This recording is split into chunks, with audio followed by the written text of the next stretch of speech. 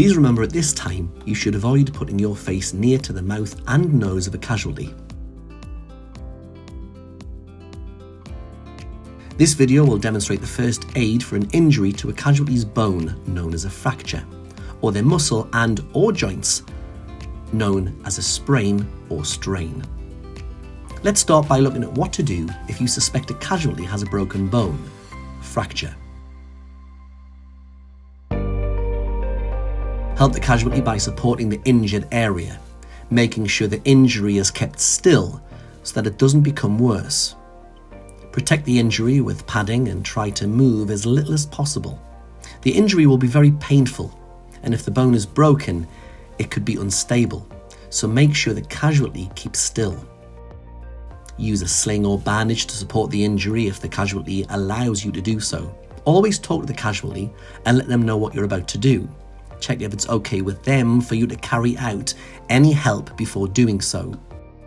Now it's time to call 999 or 112 if you need emergency help.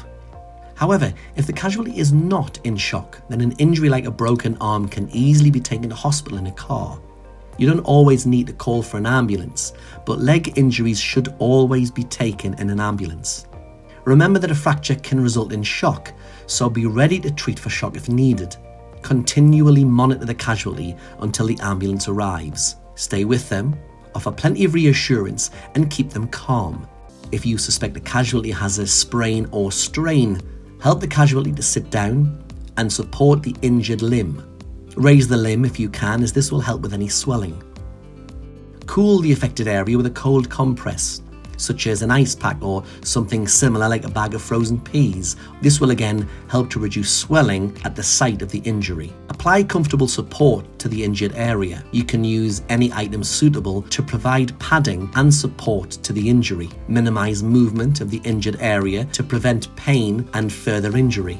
Use a sling or bandage to support the injury in a raised position if the casualty allows you to do so. Elevating the injury in this way will once again help to minimize swelling. Reassure the casualty throughout each stage of treatment and keep them calm. If severe pain persists, you should send the casualty to hospital.